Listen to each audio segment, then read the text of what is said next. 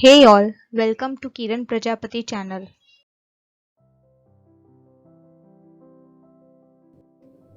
Hello students, today we are going to look on properties of relation. We all know what do we mean by relation. Let's have a look on to its properties. So the first property is reflexive. So when a relation will be called as reflexive? A relation, suppose R, if it is on a set A, it will be called as reflexive if A comma A belong to R.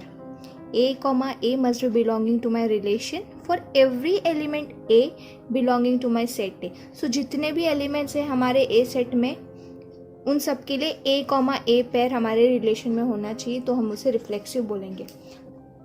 Let's have a quick look on the example. Say my A set is 1, 2, 3. Okay, and I am having two relations R1 and R2. Okay, so here I am having 1 comma 1. It is a relation on set, right? So it would be A cross A का subsets would be coming in my relation, right? So 1 comma 1 है, 2 comma 3 है, 2 comma 2 है, 3 comma 3, 3 comma 1 है, right? तो यहाँ पे 1 comma 1 है क्योंकि A comma A चाहिए हमें. So 1 comma 1 भी है, 2 comma 2 भी है, 3 comma 3 भी है. और यहाँ पे एलिमेंट्स क्या थे 1, 2, 3. तो ये रिफ्लेक्सिव है. बट जब इसकी बात करें ये रिलेशन 2 की, 1 comma 1 है, 2 comma 2 है, सॉरी 2 comma 3 है, राइट? तो यहाँ पे सिर्फ एक ही A comma A है. What about the 2 and 3? तो वो 2 comma 2 और 3 comma 3 यहाँ पे बिलोंग नहीं कर रहा है. इसके लिए जो R2 है वो रिफ्लेक्सिव नहीं है, not a reflexive. So R1 is reflexive and R2 is not reflexive. Let's see symmetry property. So what do we mean by symmetry? A relation R on set A will be called as symmetric if B comma A belong to R whenever A comma B belong to R for all the A and B that belongs to A. So for all the A and B that are belonging to A, अगर A comma B मेरे relation में आ रहा है तो B comma A भी relation में होना चाहिए अगर सिमेट्री प्रॉपर्टी सेटिस्फाई करता है तो यहाँ पे एग्जाम्पल के लिए मैंने लिया है 1, 2, 3 और R1 है 1, 1, 2, 1 और फिर 1, 2, राइट? तो अभी 1, 1 तो ठीक है, बट 2, 1 ना A, B. सो 2, 1 के लिए क्या 1, 2 एग्जिस्ट कर रहा है यहाँ पे? हाँ है. सो है, ये सिमेट्री है. लेकिन जब इसकी बात करो तब क्या हो जाएगा? 2, 1 तो क्या 1, 2 है इसमें? नहीं है.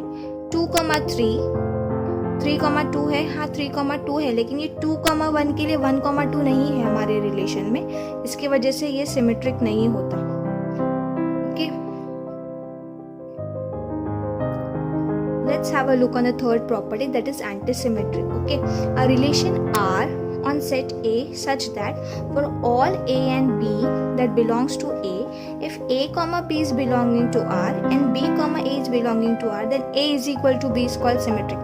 अभी इतने टेक्निकल डेफिनेशन में हम जाएंगे तो शायद हमें ये कंफ्यूजिंग लगे एंटीसिमेट्रिक. तो सिंपल वर्ड्स में अगर देखा जाए तो अगर A comma B मेरा रिलेशन में बिलोंग कर रहा है और B comma A भी बिलोंग करता है, तो अगर हम सिंपल तरीके से देखने जाए, ठीक है, तो A comma B मेरे रिलेशन में बिलोंग कर रहा है और B comma A भी मेरे रिलेशन में बिलोंग कर रहा है और A और B इक्वल है.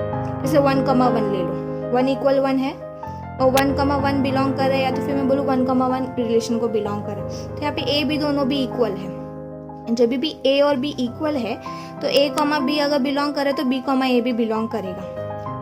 या तो फिर एंटीसिमेट्रिक कब होगा?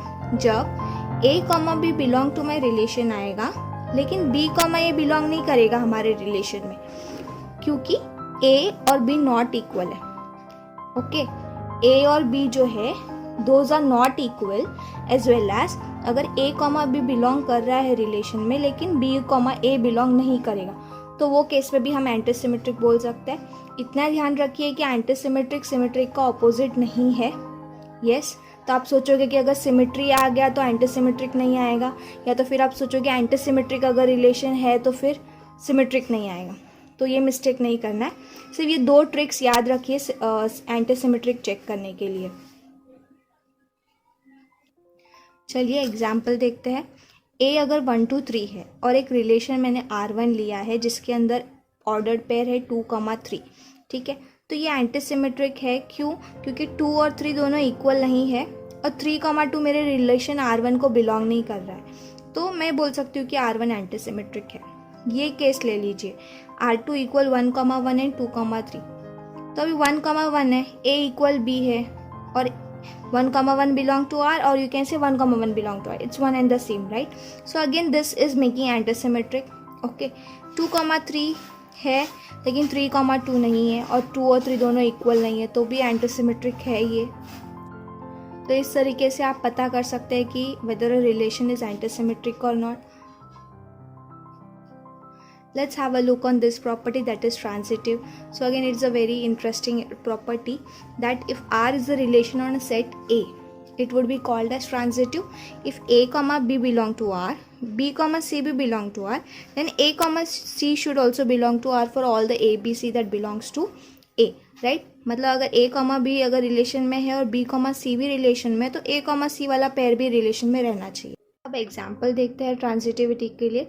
सो अगर A 1 2 3 है और R1 और R2 मेरे रिलेशंस है, जिसमें R1 में 1, 2 है, 2, 3 और 1, 3। तो देखिए 1, 2 है, 2, 3 है, तो 1, 3 भी एग्जिस्टिंग है। ठीक है, तो इसके वजह से ये जो R1 है वो ट्रांजिटिव हो जाता है। ठीक है, और R2 को देखेंगे तो 1, 2 है, 2, 3 है और इसमें 1, 3 वाला पेयर नहीं, मतलब A, C वाला पार्ट जो है वो नहीं है, तो इसकी वजह से ये ट्रांजिटिव नहीं है। सो आई होप कि आपको चारों प्रॉपर्टीज़ जो है वो रिलेशंस की समझ में आई होगी। That is reflexive, symmetry, antisymmetric and transitive. So आप ये सम ट्राई करके देखिए, जहाँ पे आपको 6 रिलेशंस दिए हुए हैं and it is a relation on set 1, 2, 3, 4.